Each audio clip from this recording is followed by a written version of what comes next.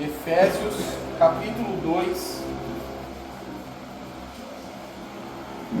Nossa leitura será a partir do versículo 11. Diz assim a palavra de Deus: Portanto, lembrai-vos de que outrora vós, gentios na carne, chamados incircuncisão por aqueles que se intitulam circuncisos na carne, por mãos humanas, naquele tempo estáveis sem Cristo, separados da comunidade de Israel e estranhos às alianças da promessa, não tendo esperança e sem Deus no mundo.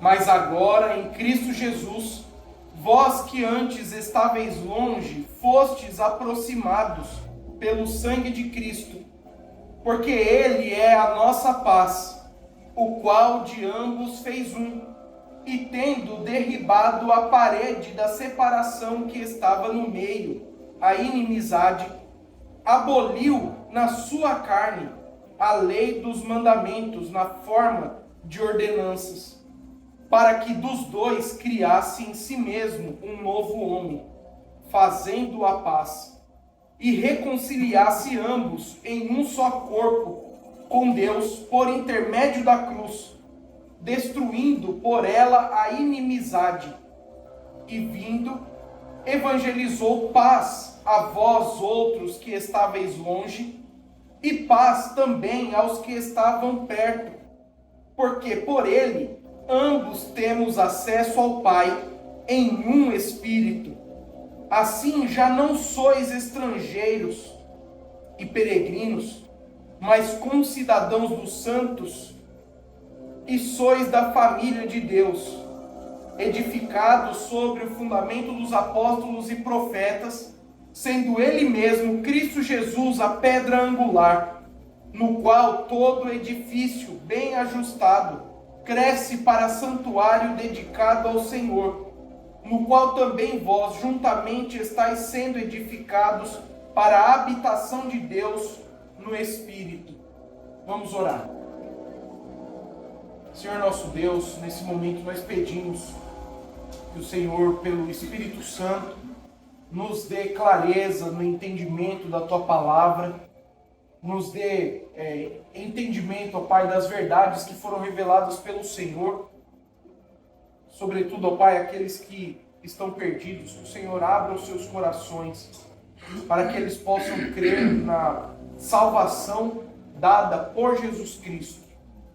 E que o Senhor nos abençoe, ó Pai, nesse momento, para a edificação do Teu povo, para o nosso crescimento no conhecimento da palavra do Senhor, para que também o Senhor seja glorificado por meio daquilo que será pregado.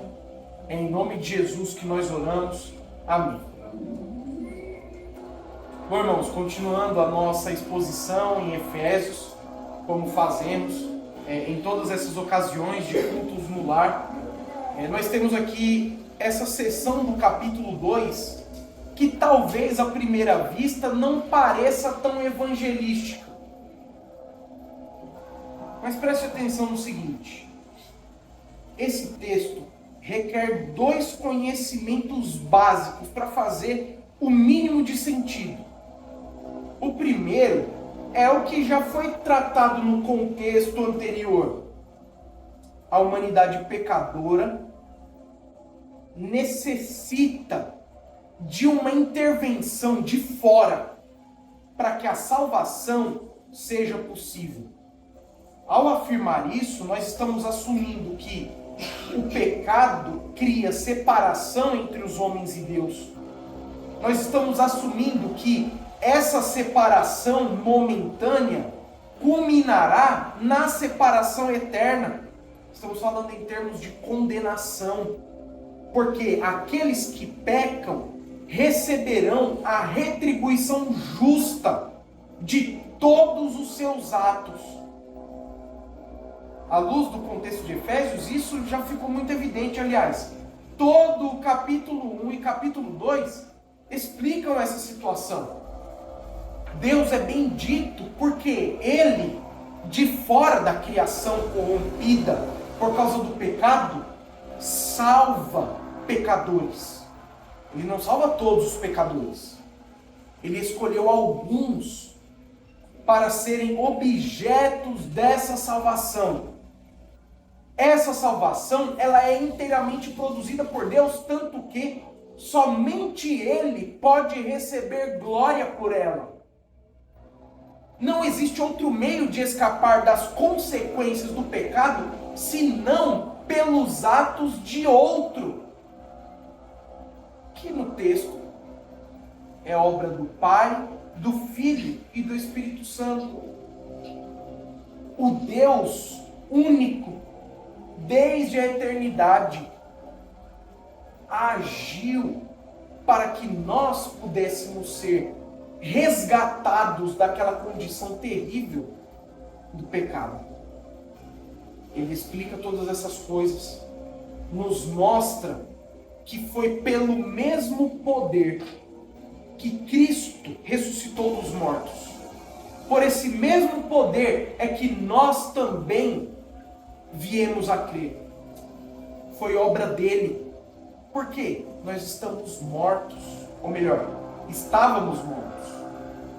Capítulo 2 continua essa explicação dizendo que não há qualquer condições do ser humano cooperar para que essa salvação se torne possível. Por quê? A analogia feita aqui no texto é a analogia de um cadáver, de um defunto que não pode fazer nada por si mesmo, nem por outros e nem por si mesmo. Morto em pecados, em transgressões. E não só morto. A analogia prossegue para um outro exemplo. Sob a influência dos espíritos malignos. Uma influência controladora. Ou seja, os homens dependem que Deus faça alguma coisa por eles. Porque em si mesmos não há meios. Eles estão mortos nos seus pecados. E mesmo que houvesse alguma capacidade intrínseca à natureza humana, isso não seria possível porque estão sujeitos às influências malignas. A Bíblia fala que os filhos da desobediência vivem assim. Eles estão cativos a essa situação. E então Deus dá vida.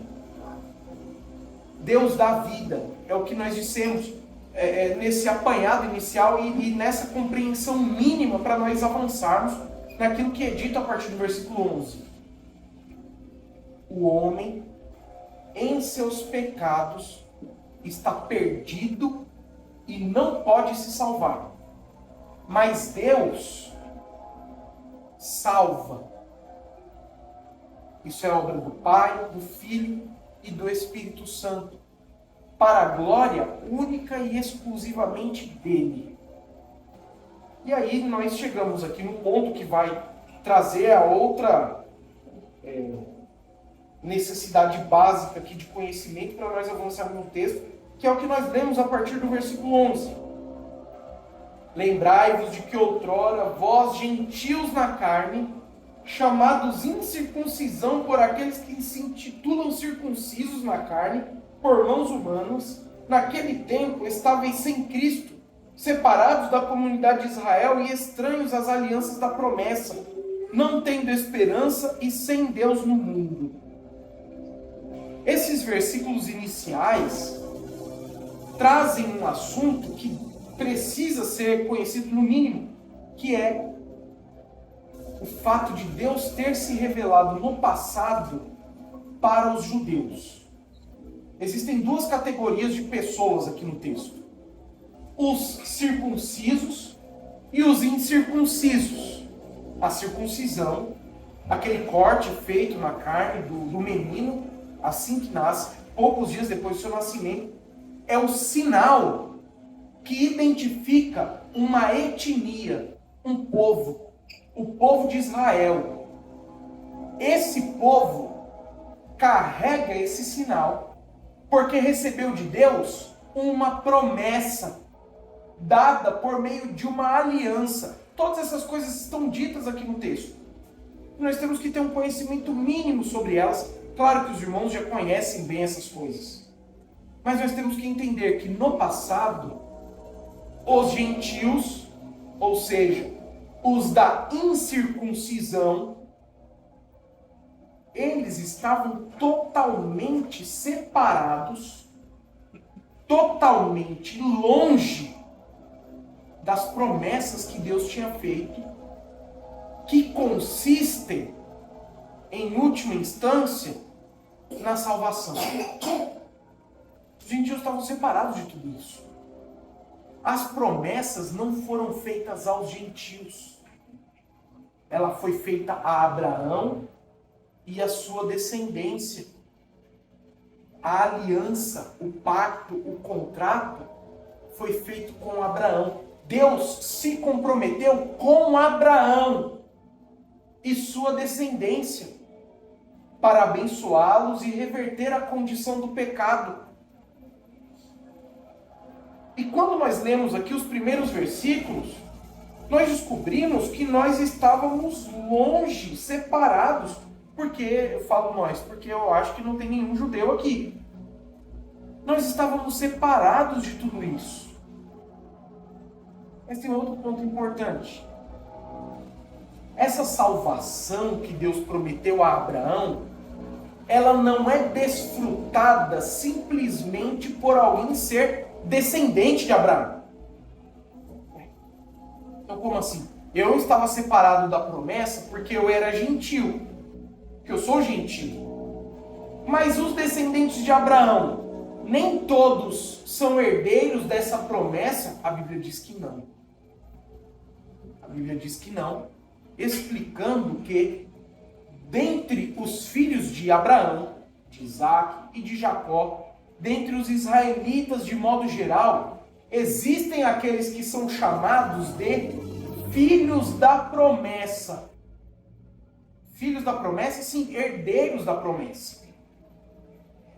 O que significa que a salvação não é étnica. Não é porque alguém nasce de uma linhagem que essa pessoa está salva. À frente aqui no texto nós vamos ver isso novamente. Mas não é por causa disso. Porém, a promessa tinha sido feita a essa etnia. O pacto foi feito com eles. Deus se comprometeu a salvá-los. Ou melhor, a salvar os filhos da promessa dessa etnia. E os gentios? Os gentios estavam como? O texto aqui explica bem. O versículo 12. Naquele tempo, estáveis sem Cristo. Por que sem Cristo? Porque Cristo é o descendente de Abraão, o descendente de Davi. Ele pertence àquela linhagem, àquela etnia. E Cristo aqui é o ungido, é o prometido, o rei que viria para garantir as promessas que Deus tinha feito. Os gentios, então, estavam sem Cristo. Estavam separados. Mortos nos seus pecados e separados. Nem tinha promessa para o gentio. Não tinha acordo, compromisso feito de modo formal, aliança com o gentio. Continua. Separados da comunidade de Israel e estranhos às alianças da promessa. Separado da comunidade de Israel, nós já falamos aqui. A promessa era dos israelitas. A bênção era dos israelitas. Deus se revelou aos israelitas. O culto ao Senhor estava entre os israelitas. E os gentios estavam excluídos disso. Lá no templo, em Jerusalém, no primeiro século, o templo em que Jesus esteve e andou, tinha uma placa. Uma placa. Um lugar onde os gentios não podiam entrar. Eles não podiam entrar. Havia uma área externa, onde havia circulação comum. Todo mundo podia andar por lá. Mas no local de culto, os gentios estavam excluídos. O apóstolo Paulo foi preso por quê em Jerusalém? Por uma falsa acusação de ter levado um gentio onde não podia. Então eu, sendo gentio, não tinha como cumprir a lei e adorar o Senhor. Eu, como gentio, estava separado disso. Irmãos, o que deve já estar claro até esse ponto é que os judeus eram mais privilegiados. Eles, de fato, eram mais privilegiados. Deus se revelou entre eles para que, por meio deles, o culto fosse realizado. Eu, um gentio, não podia entrar naquele recinto. Eu estava excluído, separado da comunidade de Israel e fora das promessas. Ele diz no final do versículo 12: não tendo esperança e sem Deus no mundo. Os gentios estavam entregues ao paganismo. Ao longo da história do Antigo Testamento, da história sobretudo do povo de Israel, nós vimos que alguns gentios se converteram ao Senhor. Porque, como já falamos, a salvação não está ligada à etnia. As alianças e a promessa, sim. Mas gentios foram salvos de fora dessa promessa. Mas tem uma coisa em comum entre eles. Eles se uniram à nação israelita. Não que isso fosse o meio de salvação, mas era o meio deles servirem a Deus. Eles se uniram à nação israelita. Lembra do caso de Ruth, do caso de Raabe. Temos aí outros casos ainda no Velho Testamento. Naamã. E se nós tentarmos lembrar aqui, talvez nós vamos achar mais um ou outro. São pessoas que, à medida que conheceram o Senhor e se converteram a Ele, para que pudessem cultuá-lo, precisaram se unir de alguma maneira à nação de Israel. Porque o gentio estava excluído de todas essas coisas. E mesmo aquele que era um prosélito, aquele gentio que se convertia ao judaísmo, ele ainda tinha restrições para servir o Senhor. Bom, isso tudo aqui é importante para o ponto onde o apóstolo Paulo quer chegar. Onde ele vai nos levar é o seguinte: agora existe uma unidade em que tanto judeus e gentios têm acesso à mesma bênção. Mas o que ele está fazendo inicialmente aqui é nos trazer um problema. Quem nós éramos? Em que situação nós estávamos? E a nossa situação era essa. Nós éramos pecadores e pagãos. Nós estávamos separados. Eu estou falando nós aqui no sentido geral da humanidade. Estávamos separados da comunidade israelita, a quem Deus se revelou e por meio de quem as promessas foram estabelecidas. Nós estávamos totalmente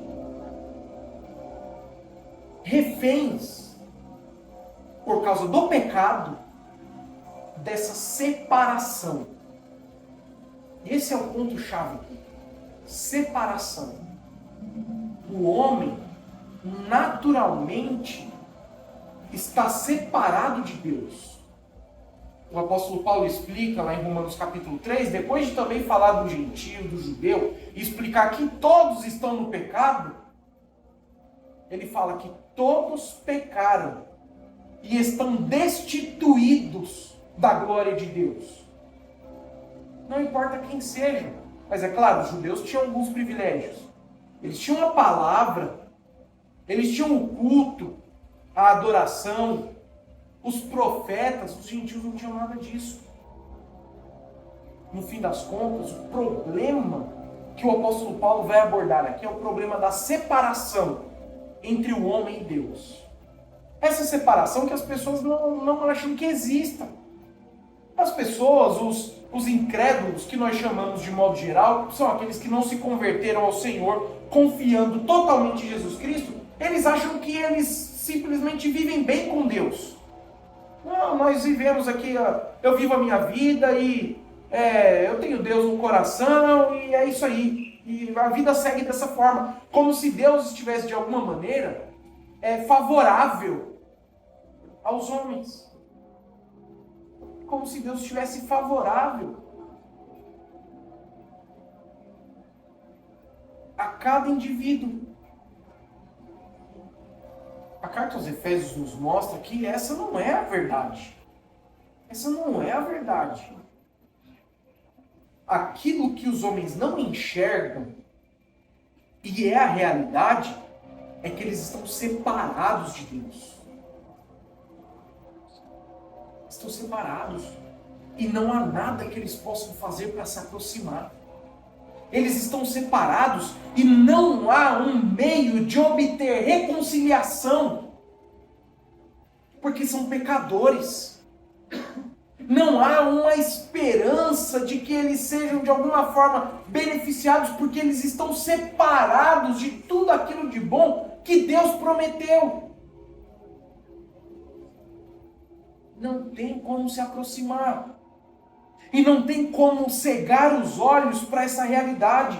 As pessoas imaginam que estão bem, que não tem com o que se preocupar, e ainda se julgam no direito de pedir algumas coisas para Deus, como se Deus fosse atendê-las na sua condição de pecado. Mas o que nós descobrimos aqui? Separação. Separação. Sem Cristo, todos estão separados de Deus.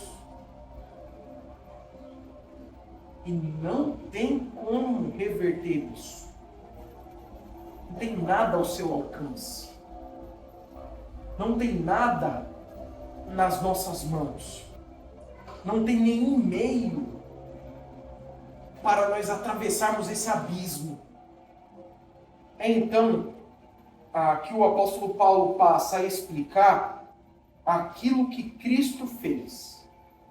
Então, se por um lado nós temos o relato do que nós éramos, agora nós passamos a olhar do versículo 13 em diante aquilo que Cristo fez por nós. E quando nós falamos aqui na primeira pessoa, falando de nós estamos falando daqueles que creem, porque isso está implícito aqui na nossa leitura, mas também faz parte do contexto. Se voltarmos ao versículo 8, nós vamos descobrir que pela graça somos salvos mediante a fé. Fé e graça que não vem de vós, mas é dom de Deus, não de obras, para que ninguém se glorie. O texto já está assumindo aqui nesse ponto que aqueles que foram beneficiados pela salvação e aqueles por quem Cristo fez algo são aqueles que receberam a fé. A fé que é o meio de nós termos acesso, garantia das promessas que Deus fez.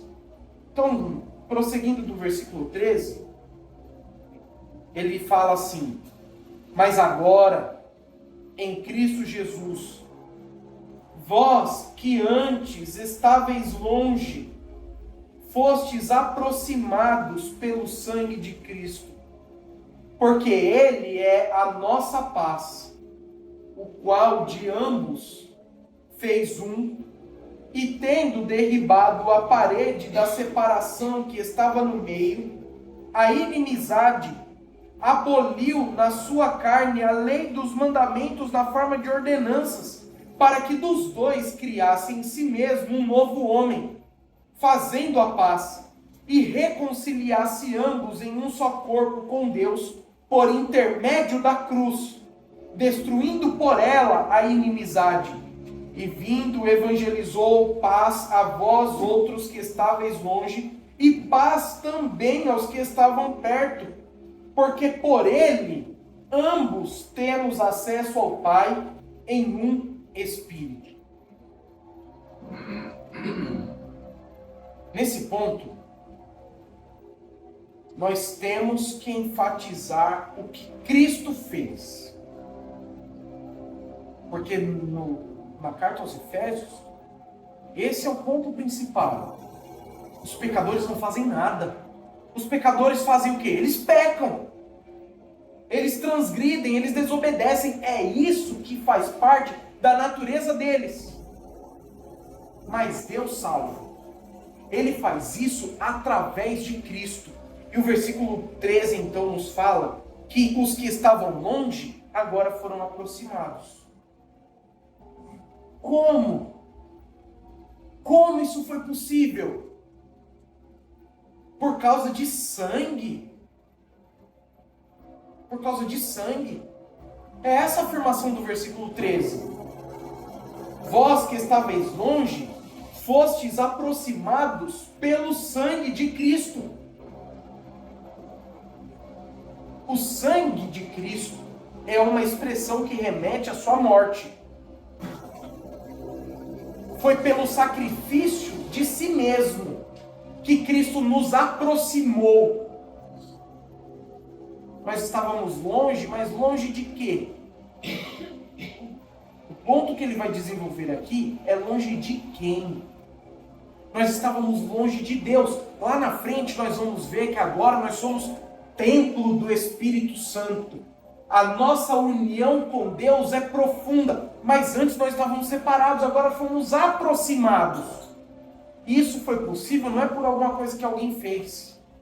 Não é porque eu me batizei, agora eu estou perto. É porque eu tomei a ceia, ou eu fui uma boa pessoa, não é por nada disso. Nos versículos que virão, nós veremos que não tem nada que eu faça. Não tem nada que eu faça. Tudo para que eu seja, de novo, unido a Deus. Eu que estava separado, longe, alheio a todas essas coisas, tudo depende do sangue que Cristo derramou. A morte dele foi o meio de resolver o pecado que fazia separação entre eu e Deus. E foi o meio também de tirar as barreiras das condições anteriormente impostas para o culto israelita. Importante nós notarmos isso, porque no versículo 14, ele fala que dos dois, ele fez um. Ele é a paz. Paz aqui tem o sentido de reconciliação, de pôr fim à inimizade, ao conflito, aquilo que gerava separação. Então, ele é a nossa paz. De ambos, judeus e gentios, circuncisos e incircuncisos, ele fez um. E ele derrubou a parede de separação que estava no meio. Olha, aqui tem a possibilidade de, quando o apóstolo Paulo usa esse exemplo, é claro que aqui ele está falando de uma forma figurada. É possível que ele esteja remetendo àquela parede que tinha a placa lá no templo, onde os gentios não podiam entrar. Claro, não é uma referência direta, mas de certo modo, especialmente para o judeu que ouve isso, ele derrubou a parede que fazia separação. Ela não existe mais. Ela não existe mais. Agora, somos todos iguais. Temos todos os mesmos privilégios. Agora não existe mais uma seção exclusiva. Não existe mais. A parede foi derrubada. O que mais ele aboliu? Na sua carne, e tudo isso faz referência à sua morte, ele aboliu a lei. Ele aboliu a lei dos mandamentos na forma de ordenança. para que dos dois criassem em si mesmo um novo homem, fazendo a paz. A lei também fazia separação. O livro de Levítico é um livro que fala de separação, de distinção, ou nos termos que são usados lá, de consagração ou santidade. Como assim? O culto que Deus estabeleceu para os israelitas. Mas não apenas isso, a lei de modo geral, ela estabelecia a separação. Era a lei que estabelecia a separação. Não foi algum homem mau e cruel que colocou lá uma placa dizendo que o gentio não podia entrar. Foi a lei. Foi a lei que disse isso. Porque no passado os gentios estavam excluídos. Deus se revelou aos judeus, os israelitas foram privilegiados. Os gentios foram deixados de fora. Essa foi a forma graciosa como Deus se aproximou da humanidade para salvar uma parcela dessa raça maldita. Os gentios estavam fora, mas agora não tem mais lei que faça separação. A lei foi abolida. E essa palavra aqui, irmãos, ela é muito forte. Na versão que nós usamos, na Almeida século XXI, não tem essa palavra lá. Não tem. Ele simplesmente aproveita o contexto do versículo anterior para dizer que a lei não faz mais separação, mas é mais forte do que isso aqui. O que ele está falando de fato é que a lei, ela foi anulada. A lei, ela foi totalmente retirada. A lei não tem mais nenhum valor para estabelecer regras de separação e exclusividade. Então, por causa da abolição da lei, de dois, ele criou um. Ele fala, um novo homem, fazendo a paz. E ele vai usar várias expressões redundantes aqui, para falar dessa unificação. Ele prossegue ainda no versículo 16. E reconciliasse ambos em um só corpo com Deus, por intermédio da cruz, destruindo por ela a inimizade. Aquilo que Cristo fez na cruz, a sua morte, pôs fim a tudo o que gerava separação. Aquela velha aliança, ela já não serve mais. E todas as outras promessas, nós também nos tornamos herdeiros delas. Agora ele constituiu um novo corpo. Que corpo é esse? O que seria esse corpo? Nós temos aqui no capítulo anterior, no versículo 22, capítulo 1, versículo 22, ele dizendo, falando da exaltação de Cristo, e pôs todas as coisas debaixo dos pés, e para ser o cabeça sobre todas as coisas, o deu à igreja, a qual é o seu corpo, a plenitude daquele que a tudo enche em todas as coisas. O que Paulo está ensinando é que na igreja, esse novo homem, Deus uniu judeus e gentios. Judeus, filhos da promessa, e gentios, crentes. Ambos foram unidos a Cristo e unidos uns aos outros por causa do sacrifício que ele fez. Esse sacrifício que invalidou o antigo regime e nos aproximou judeus já estavam próximos a todas essas coisas, porque eles eram os destinatários originais dessas promessas. Eles eram a parte original daquelas alianças. Mas a separação agora não existe mais, porque os que estavam fora foram incluídos. Eu gosto da explicação do apóstolo Paulo em Gálatas capítulo 3, que nós vimos recentemente nos cultos lá da igreja, onde estávamos falando sobre as alianças. Ali o apóstolo Paulo explica que em Cristo não há escravo, livre, judeu, gentil, homem ou mulher, todos são iguais em Cristo. Não existe separação. Todos desfrutam da mesma bênção. Inclusive ele diz, Deus já tinha antecipado isso lá na promessa que ele fez para Abraão.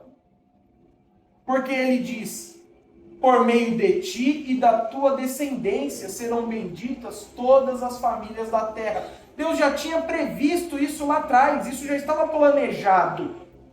Isso não foi algo que aconteceu por acidente, porque os judeus de repente rejeitaram Jesus e aí agora ele teve que fazer um plano B. Não, isso já tinha sido tudo previsto antecipadamente. Deus já tinha planejado isso, embora ele não tenha revelado essa unificação com tanta clareza.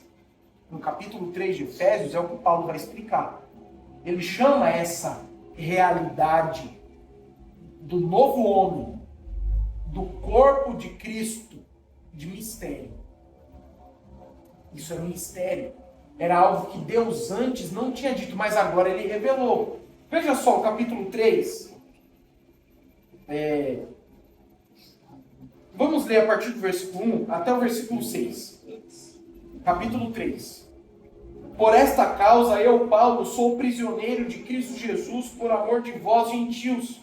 Se é que tendes ouvido a respeito da dispensação da graça de Deus, a mim confiada para vós outros.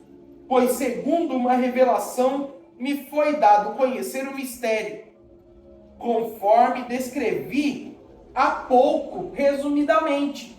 Ou seja, o mistério é aquilo que ele acabou de explicar. É o que nós estamos lendo no capítulo 2.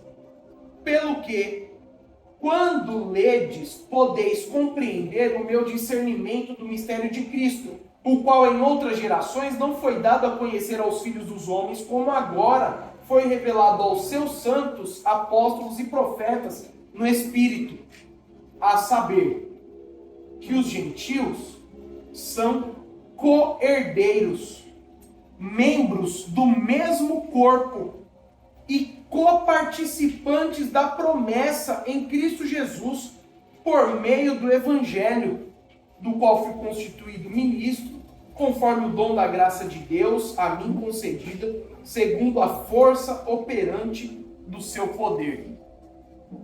Veja só, agora judeus e gentios fazem parte da mesma aliança, da mesma promessa. Nós somos co-herdeiros.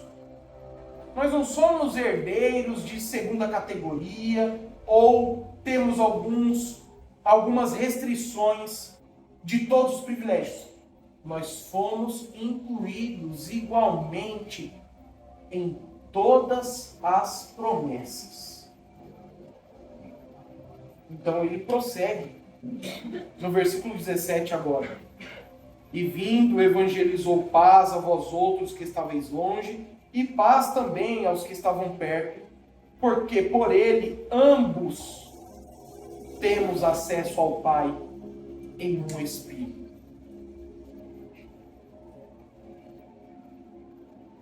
Agora está bem claro que não é por algo que se faça, ou mesmo por etnia, que alguém está unido a Deus. Nós estamos unidos a Deus por causa da cruz. Nós estamos unidos a Deus por causa do que Cristo fez. É por Ele que nós temos acesso ao Pai, através do mesmo Espírito. na teologia paulina, olhando para outras coisas que ele escreve, ele nos explica que nós somos inseridos no corpo de Cristo. A palavra que ele usa para isso é batizados. Ele fala que nós somos inseridos lá por Cristo. É Cristo quem nos faz participar disso pelo Espírito Santo. Através dele, todos nós estamos agora unidos a Deus. No começo nós falamos de separação, de exclusão, de restrições.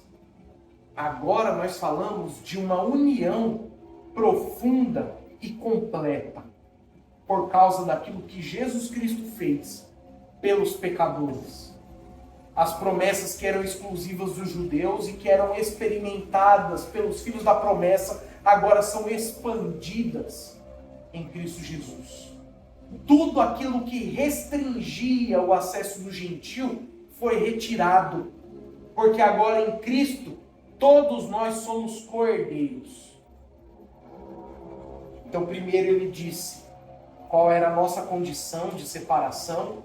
Agora ele disse o que Cristo fez e o que ele fez para nos unir a si mesmo e ao Pai no Espírito. E do versículo 19 até o final, ele vai nos falar dos privilégios que nós recebemos. Assim é a conclusão. Já não sois estrangeiros e peregrinos, mas concidadãos dos santos.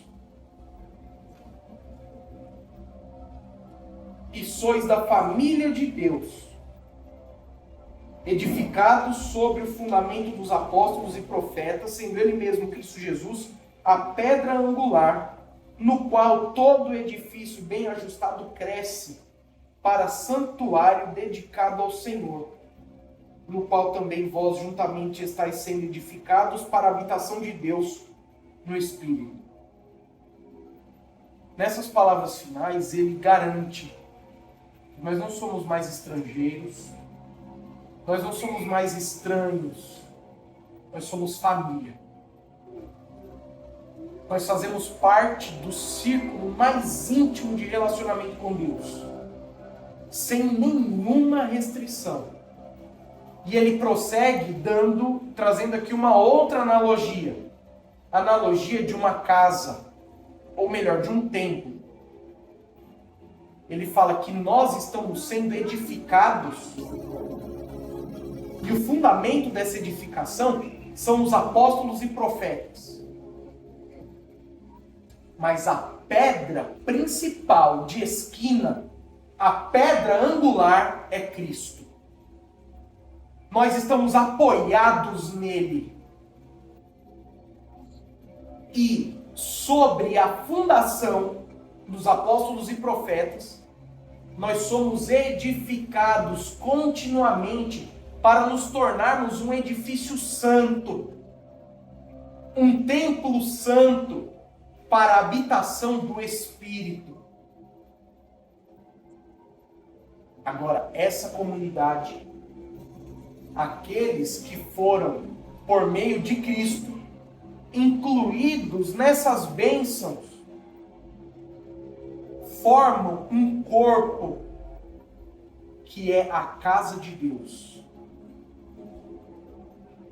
Nesse sentido aqui, nós não temos mais limitações como no culto antigo, onde Deus se manifestava numa sala particular em que uma pessoa só podia entrar uma vez por ano.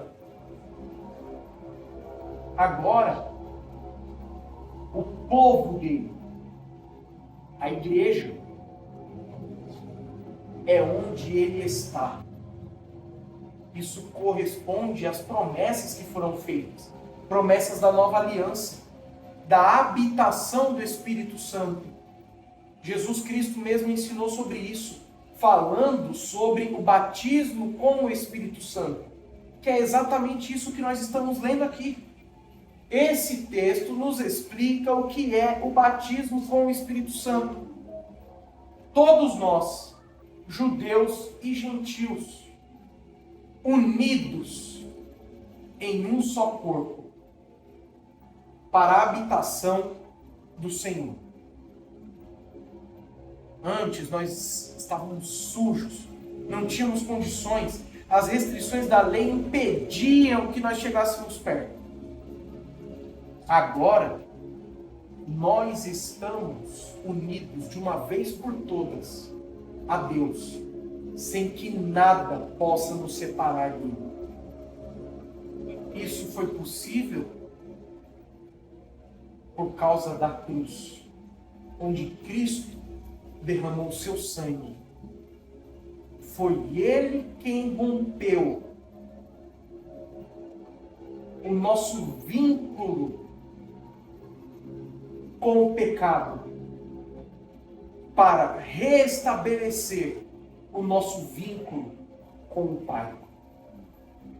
É por meio de Cristo, então, que nós somos salvos. É por meio de Cristo que os nossos pecados são deixados de lado. É por meio de Cristo que nós somos levados aos lugares celestiais, como foi dito lá no capítulo 1. Para os que acompanharam anteriormente.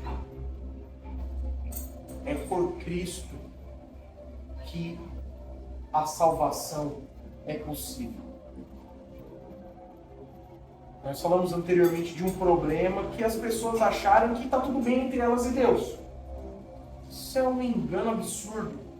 Satanás convence as pessoas disso, porque assim elas se sentem confortáveis. Mas tem um outro problema. O problema das pessoas que acham que podem se aproximar de Deus por coisas que elas mesmas fazem. E aí nós temos diversos grupos religiosos e propostas dessa natureza. Diversas. Não importa qual seja a idade da igreja ou da religião, praticamente todas colocam condições para que os homens cumpram, para que eles se tornem dignos de se aproximar de Deus. À luz da Bíblia, só existe uma condição. É como o apóstolo Pedro falou na nossa leitura lá de Atos capítulo 4. Em nenhum outro nome há salvação, senão no de Cristo Jesus. Não é no meu nome, não é no seu nome, não é no nome de nenhum outro. Ah, mas nem o santo, nem a Maria, nem o meu líder religioso, não existe outro nome pelo qual importa que nós sejamos salvos. O homem sem Cristo está separado de Deus. Só pelo seu sacrifício poderá ser salvo. Talvez você tenha se enganado pelas pregações dos cultos que estão tomados por pregações diabólicas que dizem que Deus quer tudo de bom para você e que está tudo bem com a forma como você vive. Ou outros que tenham dito que você precisa se esforçar para conseguir por suas próprias forças direito a essa salvação. A Escritura te convida a olhar para Jesus como o único Salvador e a confiar nele, e exclusivamente nele, para que os seus pecados sejam perdoados e você seja unido a Deus. Junto com isso que o apóstolo Paulo falou, ainda existem várias outras promessas que nós nem mencionamos ainda. Promessas em que cada um exercerá papéis distintos, mas em todas elas nós seremos igualmente abençoados, exceto os que não foram salvos por Cristo Jesus. Segundo a Bíblia, o problema de separação, de exílio, ainda existe para aqueles que estão sem Cristo Jesus.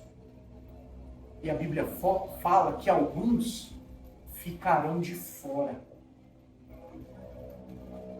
Alguns ficarão de fora. Alguns ele vai acolher: vinde, benditos de meu Pai, para o reino que foi preparado.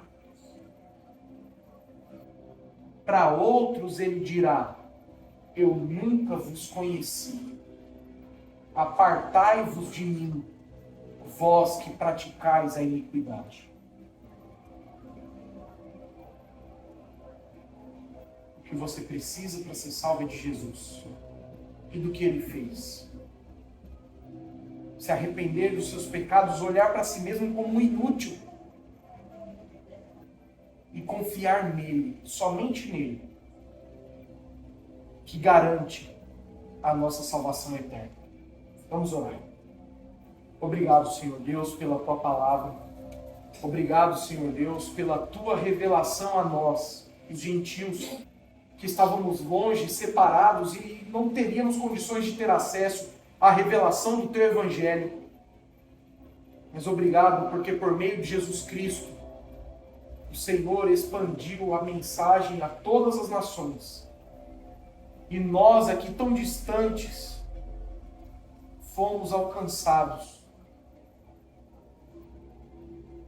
Porque o sangue de Cristo removeu a culpa dos nossos pecados e a sentença de condenação que havia contra nós. Removeu todas as barreiras separatórias. Removeu tudo aquilo que nos deixava longe do Senhor. E agora, por meio dele, nós temos acesso a Ti. Nós louvamos o Senhor e atribuímos toda a glória ao Senhor, porque nós não fizemos nada. Nós simplesmente fomos encontrados enquanto andávamos perdidos. O Senhor nos buscou, o Senhor nos encontrou, o Senhor nos lavou e o Senhor nos adotou para a sua família. Louvado seja o nome do Senhor por Jesus, que pelo seu sangue nos libertou dos pecados e nos tornou co-herdeiros das promessas. Nós damos graças a Ti em nome de Jesus. Amém.